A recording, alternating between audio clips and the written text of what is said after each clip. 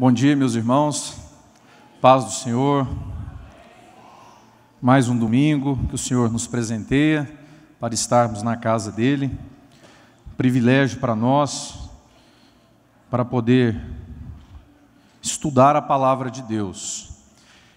Nós estamos aí dando continuidade hoje na lição que vai tratar do tema Anticristo.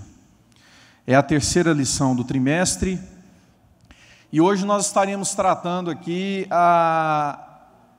procurando entender aí o papel dessa pessoa, desse personagem no contexto escatológico, essa pessoa que é chamada de Anticristo. E eu vou precisar aqui que vocês me acompanhem na leitura de algumas palavras, de alguns textos no texto sagrado.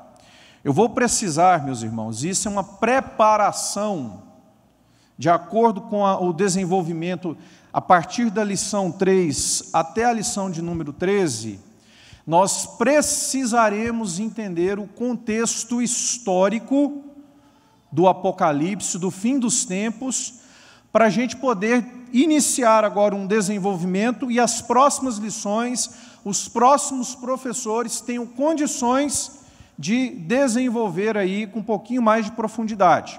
Então eu quero convidar você, desde já, abra sua Bíblia, Jeremias capítulo 52.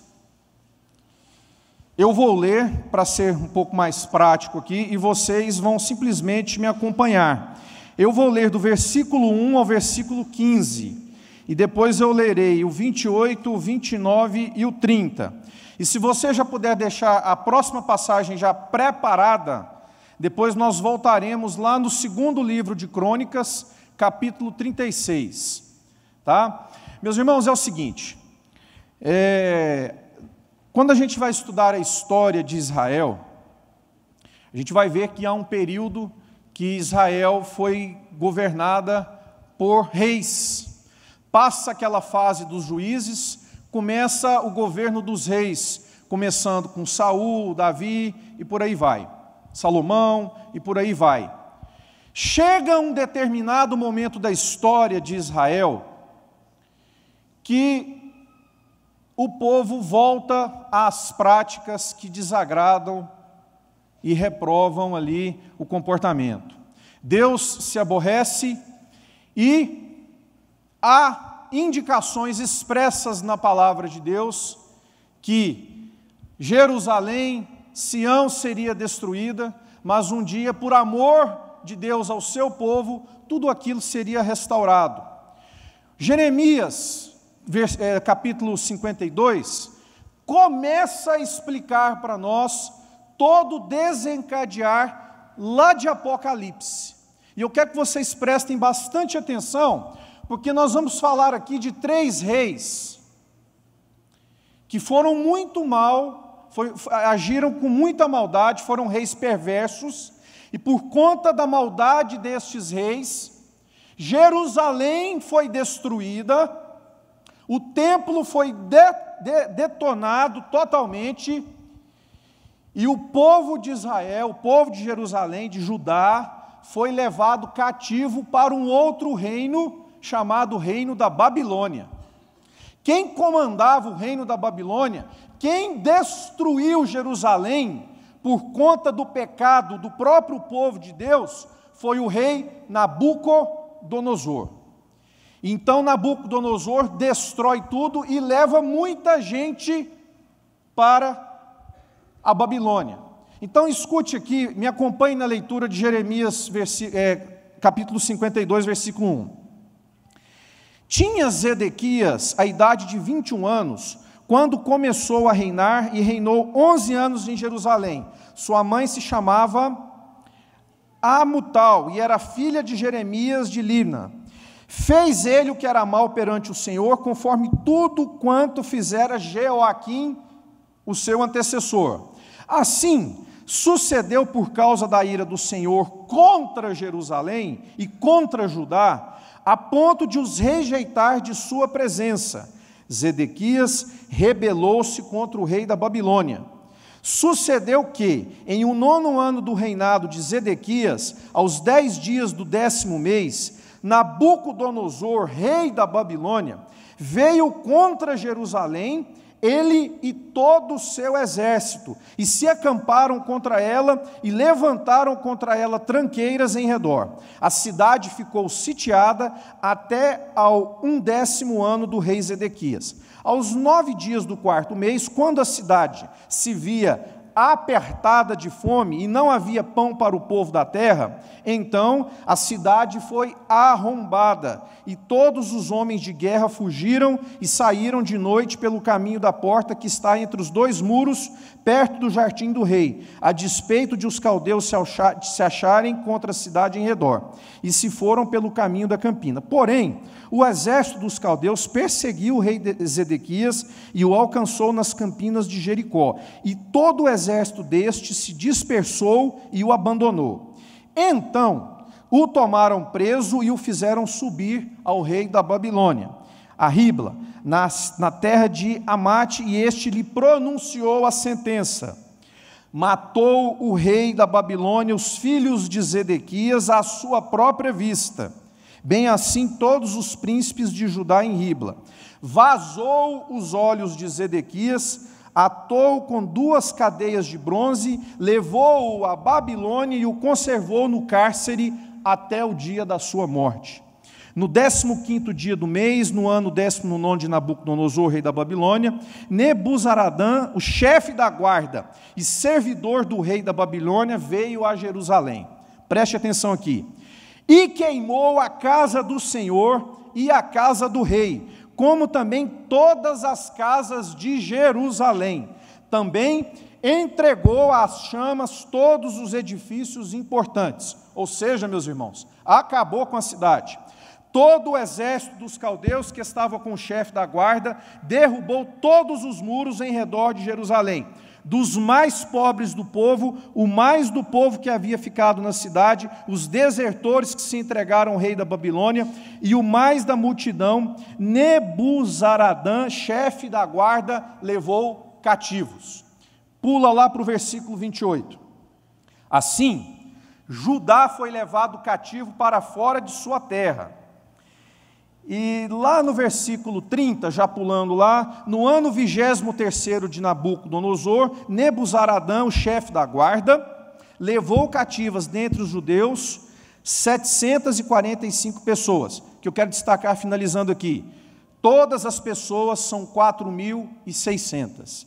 Então, nesta primeira leva, 4.600 pessoas foram levadas cativas de Jerusalém para a Babilônia. Agora, pula lá para 2 Crônicas, para a gente reiterar isso aqui.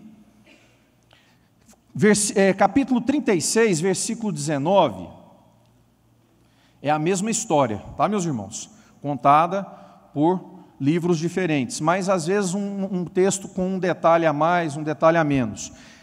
2 Crônicas 36, 19 fala o seguinte, dando detalhes da carnificina que foi em Jerusalém. Queimaram a casa de Deus e derribaram os muros de Jerusalém. Todos os seus palácios queimaram, destruindo também todos os seus preciosos objetos. Versículo 20.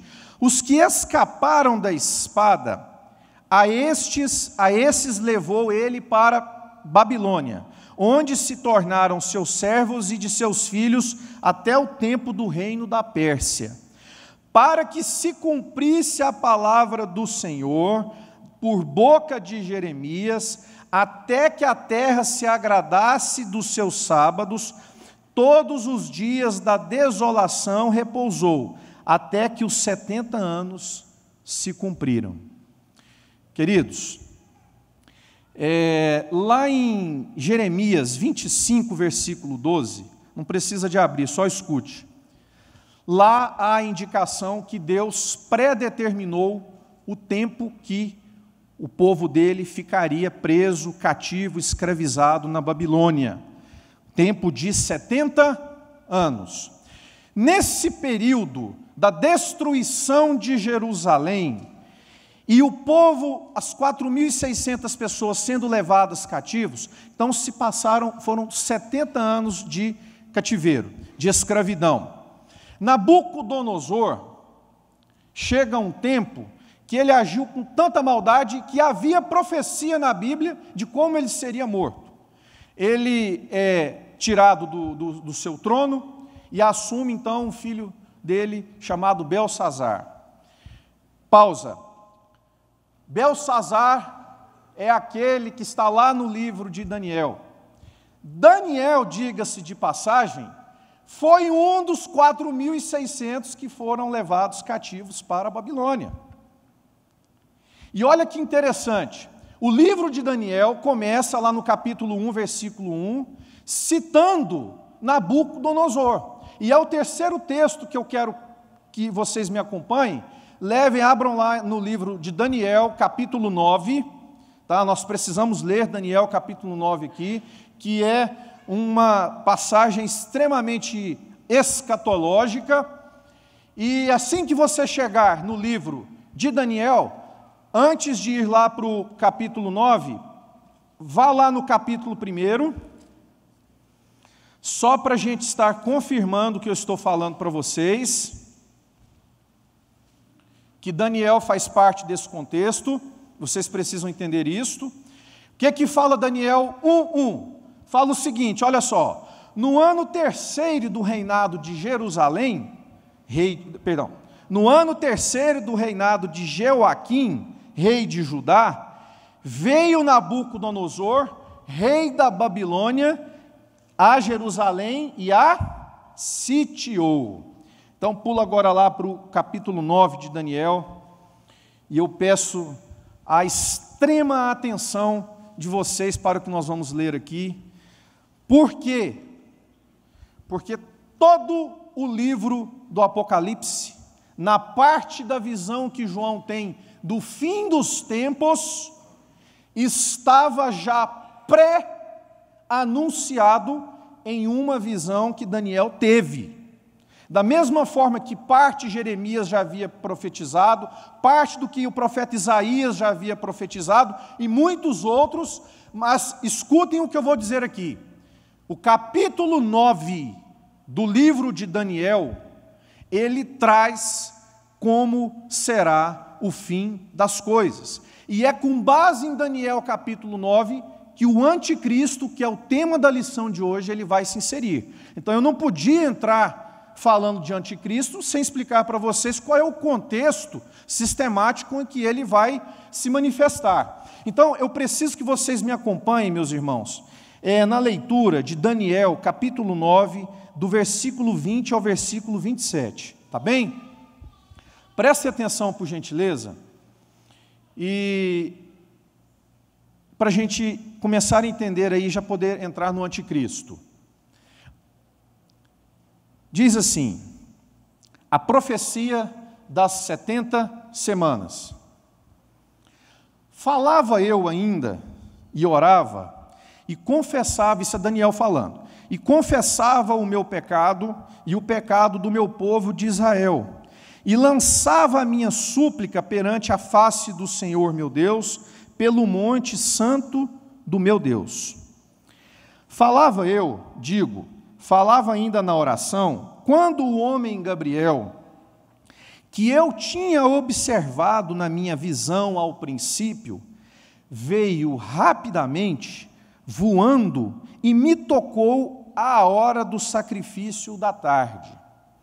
Então, vocês iriam entendendo aí, Daniel estava orando, se a gente for ler os versículos anteriores, porque ele tinha acabado de interpretar um outro sonho de um rei, e nessa oração, Daniel nunca se esqueceu, meus irmãos, que ele estava numa terra estranha, cativo, e ele nunca se esqueceu do seu povo de Israel, do seu povo de Jerusalém. E Israel, então, sempre foi alvo das orações de Daniel. Então, o texto que nós estamos lendo, Deus tinha um carinho, tinha uma atenção tão grande, tão especial por Daniel, que Deus mandou o anjo Gabriel descer e contar para Daniel o que vai ser feito para acabar com aquele sofrimento. Só que Daniel não esperava que ele ia receber uma revelação não só de como que o povo sairia do exílio, mas do que aconteceria até a presença eterna de Jesus com a sua igreja. Então, continuando aí no versículo 22, diz assim: ele queria instruir-me, falou comigo e disse: Daniel, agora saí para fazer-te entender o sentido. No princípio das tuas súplicas, saiu a ordem, e eu vim para te declarar, porque és muito amado, considera, pois, a coisa e entenda a visão. Meus irmãos, presta atenção nisso aqui. 70 semanas estão determinadas sobre o teu povo e sobre a tua santa cidade, para fazer, escutem, cessar a transgressão, para dar fim aos pecados, para expiar a iniquidade, para trazer a justiça eterna, eu vou repetir, para trazer a justiça eterna, para selar a visão e a profecia e para ungir o santo dos santos. Sabe e entende, desde a saída da ordem para restaurar e para edificar Jerusalém, até ao ungido, ao príncipe, 7 semanas e 62 semanas. As praças e as circunvalações se reedificarão, mas em tempos angustiosos. O versículo 26 diz o seguinte: depois das 62 semanas, será morto o ungido. Quem que é ungido, meus irmãos? Jesus. E já não estará. E o povo de um príncipe que há de vir, olha só, eu começando a entrar no anticristo. E o povo de um príncipe que há de vir, destruirá a cidade e o santuário. E o seu fim será num dilúvio. E até ao fim haverá guerra. Desolações são determinadas. E finalmente o versículo 27. Ele fará firme aliança com muitos por uma semana. Na metade da semana fará cessar o sacrifício e a oferta de manjares. Sobre a asa das abominações virá o assolador, até que a destruição que está determinada se derrame sobre ele. Bom, quando Deus avisou que seriam 70 anos de cativeiro, ele começou a levantar homens para preparar o povo para o retorno. Nessa preparação, eu quero chamar a atenção de vocês aqui e lembrar da pessoa de Esdras. Quem foi Esdras? Esdras foi um escriba, um sacerdote, que foi levantado por Deus para reconstruir o templo de Jerusalém. Na mesma época que Esdras participou do contexto histórico da reconstrução, um outro foi levantado chamado, qual que é o nome daquele, meus irmãos, que foi chamado para reconstruir os muros? Neemias foi chamado para reconstruir os muros, e os profetas Ageu e Zacarias entraram também como na parte espiritual, trazendo advertências, exortando o povo para que abandonassem as práticas que contrariavam os preceitos de Deus, para se arrepender, para que fosse chegado o momento deles retornarem. Então é muito importante a gente ter sempre essas pessoas em mente, Esdras, Neemias, Ageu e Zacarias, cada um com uma função extremamente específica. Quando Daniel recebe a visão das 70 semanas, Daniel então entende que aquilo que ele estava pedindo para Deus, que é a libertação do povo dele, aconteceria e já aconteceria num tempo pré-determinado. Só que Deus vai além para o que Daniel havia pedido, e esclarece e revela para esse profeta o fim dos tempos. E é o fim dos tempos, pela palavra de Deus, do dia, se vocês prestaram atenção no texto, vocês viram que estas 70 semanas têm um termo inicial e um termo final. O termo inicial, qual foi? A ordem dada para a reconstrução do templo e da cidade de Jerusalém. A partir daquela data, que dizem os teólogos aí, uma data precisa, já precisaram, que ocorreu no dia 1º de março do ano de 445 a.C., no calendário judaico cristão. Nesta data começam então as 70 semanas de Daniel, e eu repeti aqui o texto no versículo 24, onde há a informação clara que com estas 70 semanas voltaria a paz para trazer a justiça eterna. De que forma que nós devemos interpretar essa justiça eterna? É a volta de Jesus buscando a sua igreja para nunca mais passar por tribulação nenhuma na terra. Então é Daniel 9:24 que mostra que as 70 semanas profetizadas, elas se encerrarão com o retorno de Cristo e a igreja sendo arrebatada por Ele, e mais 7 anos que a gente vai ver daqui a pouquinho. Mas eu preciso explicar uma coisa para você entender isso aqui. Senão, nas próximas lições, pode ter gente aí que vai ficar perdido. Daniel profetizou 70 semanas. Preste atenção, deixa eu explicar para você. As semanas descritas no livro de Daniel não são semanas de dias, são semanas de anos. Sendo que uma semana, ela tem 7 anos. Aonde que está escrito isso na Bíblia, Marcos? Levíticos, capítulo 25, versículo 8. Lá explica que uma semana é feita de anos. Então, são semanas de anos e não de dias. Sendo a profecia para Israel, os anos aqui são lunares de 360 dias. Se a gente não entender que nós estamos falando semanas de 7 anos, cada uma, e que o ano tem 360 dias, a Bíblia fala que do dia que o rei Artaxerxes determina a reconstrução do templo, até o dia que Cristo volta, arrebata a igreja e passa os 7 últimos anos, se a gente não levar em consideração 360 dias, a matemática não fecha, porque tem que fechar em 490 anos.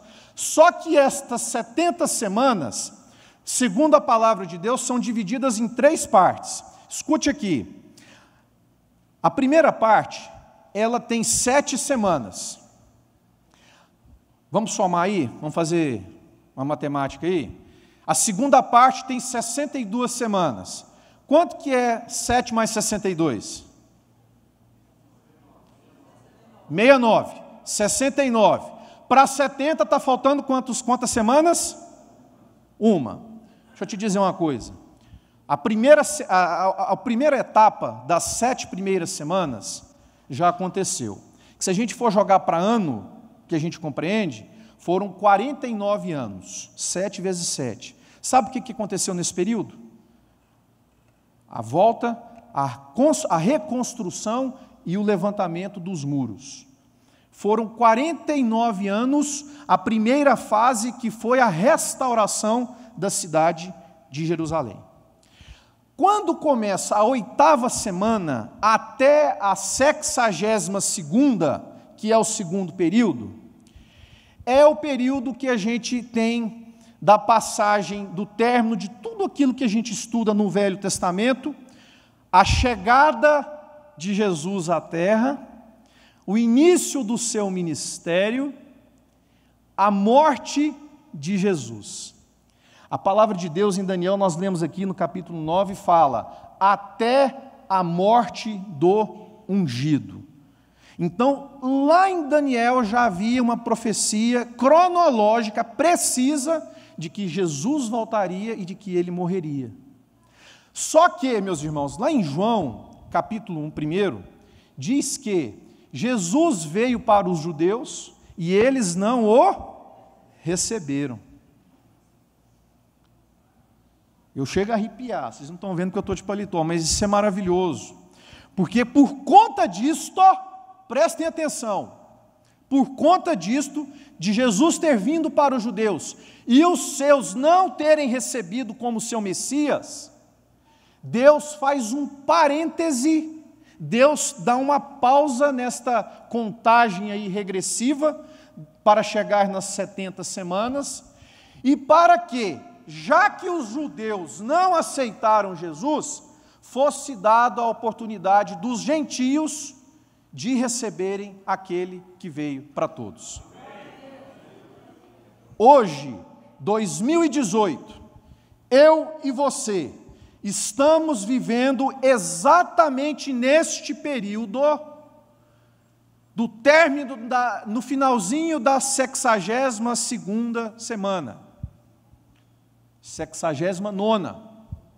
Nós estamos vivendo, meus irmãos, no tempo chamado dispensação da graça. O que é a dispensação da graça? É o tempo que nós estamos aqui estabelecidos como igreja, porque nós somos gentios. Quem não é judeu é gentio, tá certo? Só para vocês entenderem. A acepção da palavra gentio aqui são todos aqueles que não são judeus originariamente falando. Então nós somos gentios, a menos que haja um puro sangue judeu aqui, tá? Vai desculpando. Mas a princípio nós somos gentios. Então, olha que coisa maravilhosa. Você sabe por que você está aqui na terra? Você está aqui na terra para cumprir um propósito de Deus. E você sabia que nós podemos abreviar a vinda de Cristo? Eu e você podemos fazer isso. Sabe por quê? Porque há passagens na palavra de Deus que dizem que enquanto todo mundo não tiver a oportunidade de ouvir a palavra de Deus, o Senhor não voltará. Então, quando lá em Mateus, no finalzinho de Mateus, a maior ordenança de Deus para nós aqui, que Jesus deixou, portanto, ide e fazei discípulos em todas as nações, propagando o Evangelho a toda criatura, Jesus está pedindo para nós, está deixando uma ordenança para que nós abreviemos o retorno dele. Eu e você temos um chamado por excelência missionário. Eu e você, a partir do momento que nós conhecemos o amor do Evangelho de Jesus, nós não podemos ficar retendo isso só para nós. Nós precisamos levar isso às pessoas que ainda não tiveram essa oportunidade. Amém, meus irmãos? Então, nós estamos vivendo exatamente no período da dispensação da graça. Quando chegar o momento onde os confins da terra, quando os 4 cantos da terra tiver a palavra do Senhor, o Evangelho, que significa as boas novas, tiver chegado aos 4 cantos da terra, já é um sinal fortíssimo de que é chegado o momento que o que nós falamos aqui, estudamos na lição passada, vai acontecer. Cristo virá, considerado aí, comparado como um ladrão da noite, de forma inesperada, e vai buscar, em primeiro lugar, a igreja. Foi isso que a gente estudou domingo passado? É a primeira coisa? Quem são os primeiros? Os mortos em Cristo, os santos que dormem no Senhor. Ele vem e busca essas pessoas. Quem é o segundo grupo que Jesus vem buscar? Os salvos que estiverem vivendo naquele momento. E que pode ser agora. Pode ser daqui a pouco, e eu e você podemos fazer parte desse momento. Não podemos precisar, mas nós precisamos viver a cada dia com essa esperança, com essa convicção que nós podemos viver com Cristo. Amém? Então Jesus, ele determina que nós sejamos missionários, que nós sejamos evangelistas por excelência, para que nós possamos abreviar o tempo na terra, a volta dele na terra. Mas, meus irmãos, como eu falei, são 490 anos até que este mundo acabe aqui, tá certo? até a segunda volta de Jesus, quando ele vai lá na batalha do Armagedon destruir o anticristo, o falso profeta e o Satanás. Nós estamos aí caminhando para o final desses 490, mas como eu disse, foi feita uma pausa aí por conta da dispensação da graça.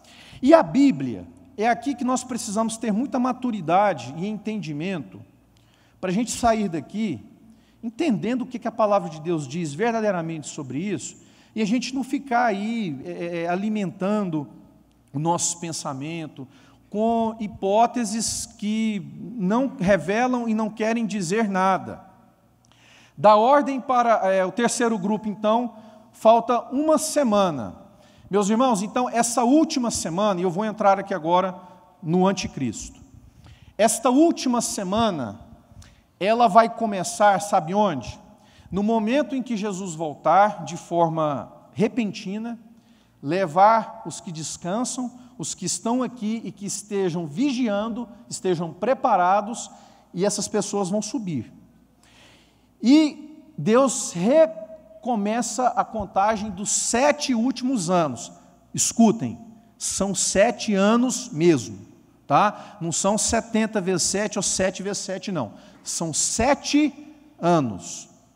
Diz a palavra de Deus, nós acabamos de ler em Daniel capítulo 9, a partir do versículo 24, que nesta última semana aparecerá uma pessoa que a Bíblia o chama de vários nomes, vou mostrar para vocês aqui, mas ele é comumente chamado de anticristo, e ele vai estabelecer nesse período de 7 anos uma nova ordem mundial.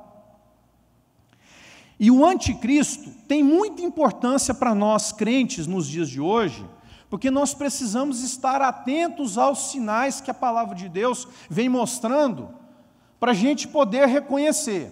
Agora deixa eu te falar uma coisa. Você quer conhecer o anticristo? Tem alguém aqui que tem vontade de conhecer o anticristo? Hã? Só o professor, né? Deixa eu te contar uma coisa. O anticristo, ele já pode estar no nosso meio. Só que ele só vai ser revelado no momento em que Cristo vier e levar a igreja. Então, se você, deixa eu te dar um aviso, se você conhecer o anticristo, significa que você não subiu. Simples assim. A igreja que vai subir não conhecerá e não estará nas mãos do anticristo, meus irmãos, porque nós iremos subir antes do estabelecimento do reinado dele. Então deixa eu trazer uma palavra reveladora para você. Tem muito crente aí que fica procurando o anticristo. Gente, será que é o anticristo? E toda pessoa que se destaca em um determinado contexto, quer seja para o mal ou quer seja para o bem, são chamados aí de anticristo. Eu separei aqui para mostrar para vocês. Olha aqui para vocês verem o que a história já rotulou como sendo prováveis anticristos. Calígula, Nero, Domiciano, Juliano o Apóstata, Luís XIV, Napoleão Bonaparte, Kaiser William, que foi o Kaiser alemão, Benito Mussolini, Adolf Hitler, Joseph Stalin, Nikita Khrushchev, John Kennedy, Che Guevara, Mao Tse-tung, general espanhol Francisco Franco, Mikhail Gorbachev. Vocês lembram desse russo? Esse aí era rotulado como anticristo porque ele tinha uma mancha na testa assim, vermelha, e que muita gente falava que aquilo era a marca da besta. Ronald Reagan, Slobodan Milosevic, que era aquele sérvio perverso, Saddam Hussein, Henry Kissinger, Ayatollah Khomeini, Muammar Gaddafi, Reverendo Moon, Bill Gates, meus irmãos, já foi taxado como anticristo, Osama Bin Laden, Bill Clinton, Dalai Lama, George Bush, Arnold Louis Schwarzenegger, Barack Obama e por aí vai. Por que tanta gente está sendo rotulado como anticristo? Porque Satanás não sabe, escutem aqui, Satanás não sabe o dia e a hora que Jesus voltará. Nem o Filho do Homem sabe, somente Deus, o Pai. Então, quando Jesus voltar e buscar a sua igreja, o anticristo começará imediatamente o seu trabalho. Então, Satanás, ao longo dos tempos, ele tem levantado pessoas com predisposições e com o perfil para isso, para que, no momento que ele não sabe, e que chegar esse momento, essa pessoa já esteja vivendo aqui no meio de nós e apta para assumir o trabalho que ele vai executar. Muitos sinais, muitas pessoas podem ser apontadas como anticristo, mas a revelação, a identidade, deixa eu já passar para frente então aqui,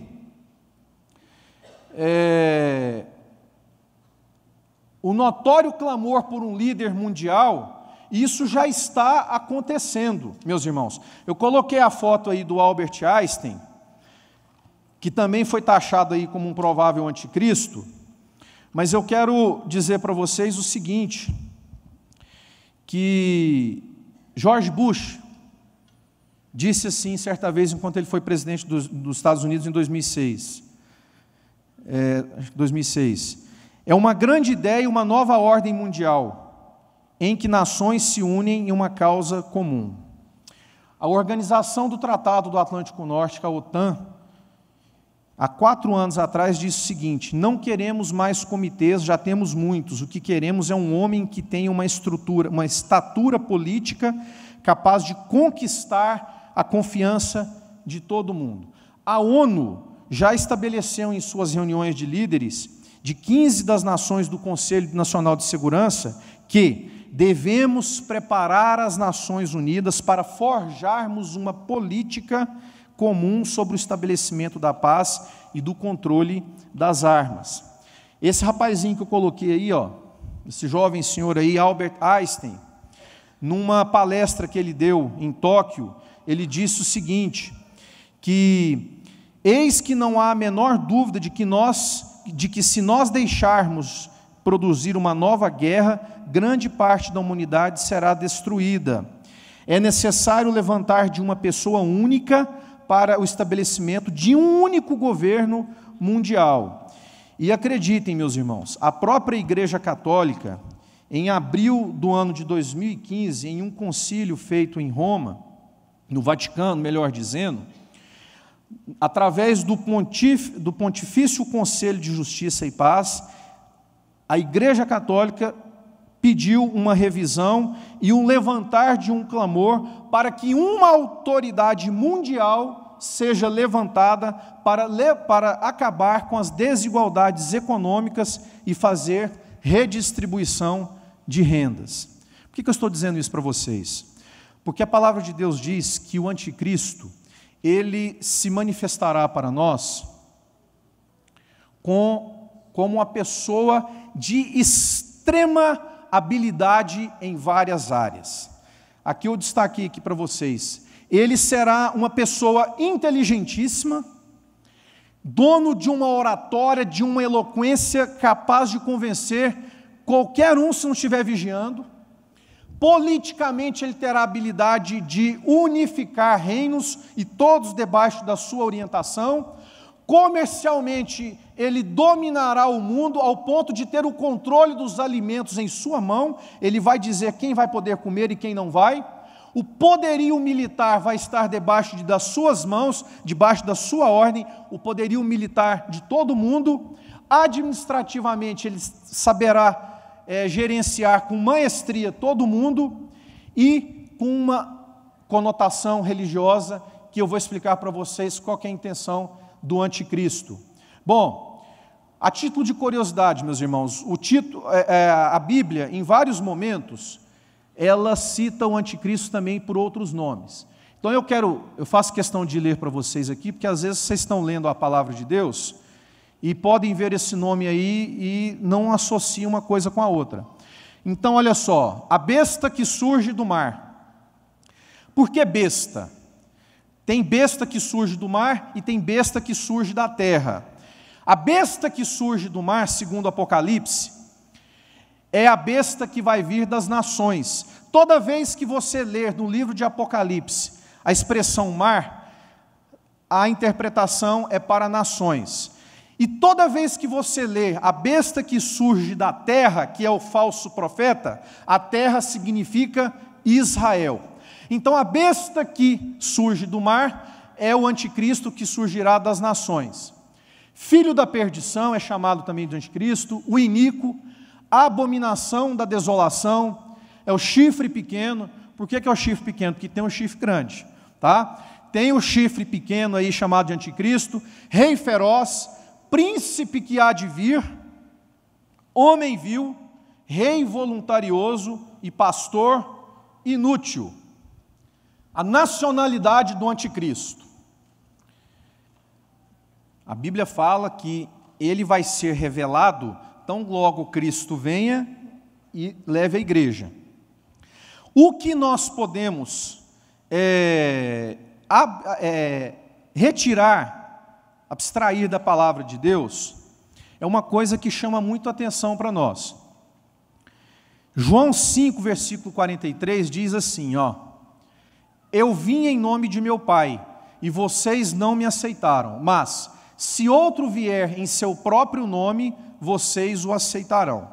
Então, há uma corrente teológica muito forte que prediz ou que acredita que o anticristo terá uma linhagem de judeu. Não necessariamente que ele seja um judeu nato, mas que ele tenha algum vínculo sanguíneo, venha de alguma descendência de judeus. Sabem por quê? Porque os judeus, meus irmãos, levam muito a sério essa questão do Messias que eles aguardam que ainda virá. Eles não aceitaram Jesus como Messias. E eles acreditam que o Messias é judeu. Eles não aceitariam jamais um gentio sendo um Messias para eles. E como a palavra de Deus diz que na última semana, eu não posso entrar muito aqui porque isso é assunto de domingo que vem, mas a última semana que falta no reinado do anticristo, esses 7 anos serão divididos em 2 metades, 3 anos e meio e 3 anos e meio. Nos primeiros 3 anos e meio, será tudo maravilha. Tudo que ele prometeu, que vai acabar com a fome, que vai cuidar dos pobres, aquele pensamento esquerdista vai funcionar na prática. Ele vai prometer estabelecer uma religião única, uma religião ecumênica. Tem indicação na Bíblia, meus irmãos, que ele vai voltar o templo de Jerusalém no local que ele era, que é uma coisa complicada, porque hoje lá está uma mesquita. Aí há uma pré-indicação que ele vai retirar a mesquita, levar para Nova Babilônia e vai deixar reconstruir o templo. Ou seja, ele vai prometer coisa que vai todo mundo ficar assim, poxa, finalmente vamos ter paz no mundo. Só que, no final dos 3 primeiros anos e meio, a Bíblia diz que ele vai trair aquelas pessoas que ele trouxe para o seu lado e vai começar o tempo final de maldade. Meus irmãos, se vocês forem estudar, se nós formos estudar os 3 anos e meio últimos da última semana, vai acontecer coisa terrível. Eu não quero estar aqui para ver. É estrela caindo do céu, é sangue, é falta de água, é 1/3 dos moradores da terra morrendo em um dia, é sangue para todo lado, é doença, é tudo aquilo que o juízo de Deus havia predito que aconteceria no final dos tempos para aqueles que não aceitassem e reconhecerem Ele como Jesus, o Salvador. Então, continuando aqui, a nacionalidade do anticristo, ela não podemos afirmar qual é a nacionalidade, mas há um indicativo de que, como a Bíblia diz que ele assumirá Israel, e Israel estará debaixo do poder dele, os judeus o receberão como Messias. Então, ao que tudo indica, para que isso aconteça, ele possa ter uma linhagem aí de judeu. Tá? Contrastes entre Cristo e o anticristo. Queridos, enquanto Cristo manifesta a verdade, o anticristo manifestará a mentira. Enquanto Cristo é santo, anticristo é ímpio.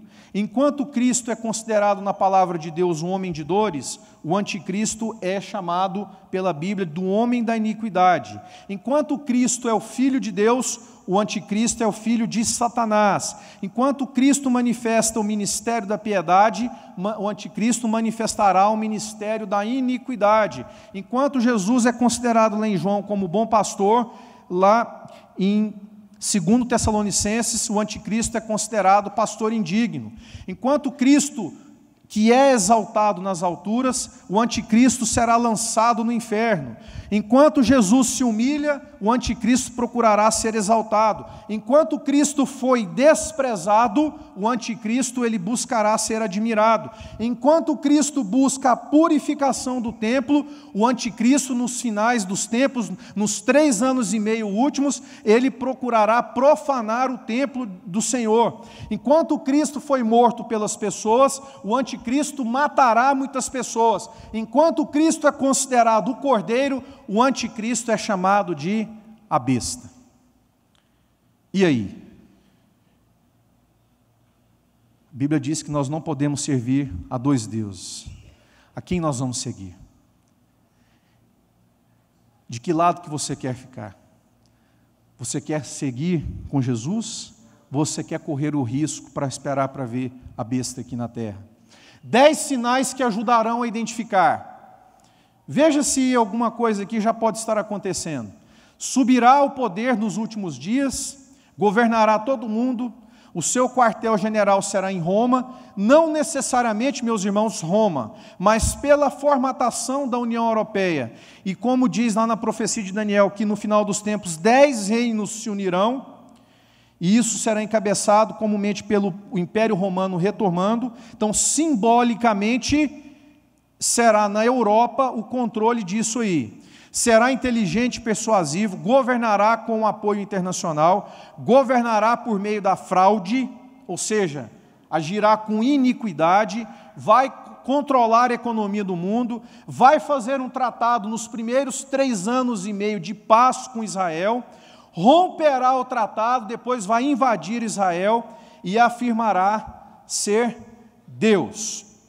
Bom, eu coloquei aqui só as diferenças entre as 2 bestas, porque, na verdade, a palavra besta não é para a gente ficar pensando nessa coisa de chifre, dragão, não é nada disso. Escatologicamente falando, besta significa uma criatura que não vem de Deus, é do diabo. O anticristo e a segunda besta, eles serão do diabo. Por que isso? Meus irmãos, tem o anticristo e o subregente dele chamado falso profeta. Enquanto um vai dominar politicamente, o anticristo vai colocar o falso profeta para ser o sumo sacerdote da religião ecumênica que ele vai estabelecer. Ou seja, é o assessor de assuntos espirituais do anticristo. Tá? Eu não vou entrar muito em detalhe aqui, porque isso será falado na próxima aula. Mas, meus irmãos, olhem aqui para o slide que eu coloquei aqui. Olha o cenário que está sendo montado, que será montado na última semana, nos últimos 7 anos aqui na Terra. Satanás vai imitar o Pai, o anticristo vai imitar o Filho, e o falso profeta vai querer imitar quem? O Espírito Santo, formando uma trindade que, na verdade, é o que Satanás quer ser. Satanás um dia quis ser quem, meus irmãos? Deus. E a história se repete, ele continua querendo ser Deus. Bom, a marca da besta, eu já estou caminhando aqui para o fim. A marca da besta. Isso aí tem sido palco de muita especulação aí nos dias de hoje. Porque a palavra de Deus, lá em Apocalipse 13, versículo 18, lá diz claramente que quando o anticristo for revelado, ele será revelado e terá uma numeração, um código, uma identificação. E essa identificação é o número 666.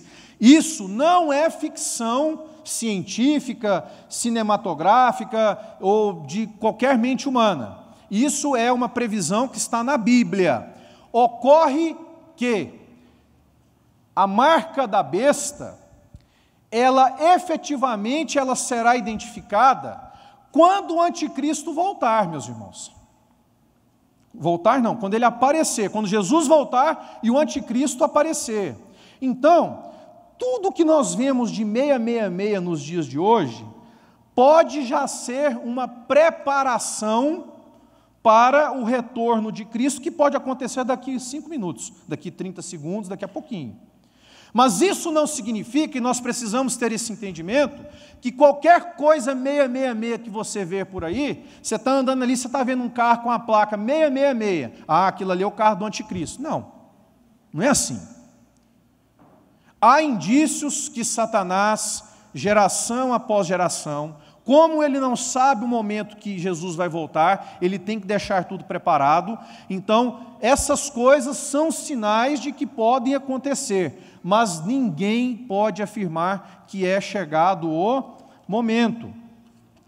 Durante a grande tribulação, Satanás, juntamente com o anticristo, vai controlar a economia mundial, e a palavra de Deus diz lá em Apocalipse, meus irmãos, que esse sinal do 666 será marcado na mão direita da pessoa ou na sua testa, tá? Mas, se você está aqui hoje, vamos pensar um negócio aqui, se você está aqui hoje, você está tendo a oportunidade de conhecer as boas novas com o Evangelho de Jesus. Nós recebemos isso de graça. A nós é dado o direito, através do sacrifício de Jesus na cruz, de evitar passar por toda essa tormenta. Se a Bíblia diz que o anticristo vai ser revelado quando a igreja não mais existir, então deixa eu te contar uma coisa, enquanto você estiver aqui na terra, o anticristo ele não vai aparecer. Então, se nós temos essa oportunidade de subirmos com Jesus, nós não vamos passar por essa identificação do 666. Isso aí é só para quem vai ficar, meus irmãos, tá bem? E o fim do anticristo, quando encerrar os 3 anos e meio, os últimos 3 anos e meio dos 7 anos, a palavra de Deus diz que Jesus vai voltar. Nesses 7 anos, na última semana, a palavra de Deus diz, pastor Zé Marques até comentou com detalhes nisso no domingo passado, vai ser uma festa maravilhosa no céu. Vai ser o momento em que Jesus vai celebrar as bodas dele conosco, com a igreja. Pensa numa festa de casamento de 7 anos. E vai ser a preparação para o retorno de Jesus e conosco, porque nós iremos voltar à terra para acabar com o anticristo, para acabar com o profeta, com o falso profeta, e eles serão expulsos e tirados da terra, e aí começa então, meus irmãos, o reino de 1000 anos de Cristo conosco aqui na terra. Você sabia que você vai ser governante com Jesus por 1000 anos aqui? Você sabia que o leão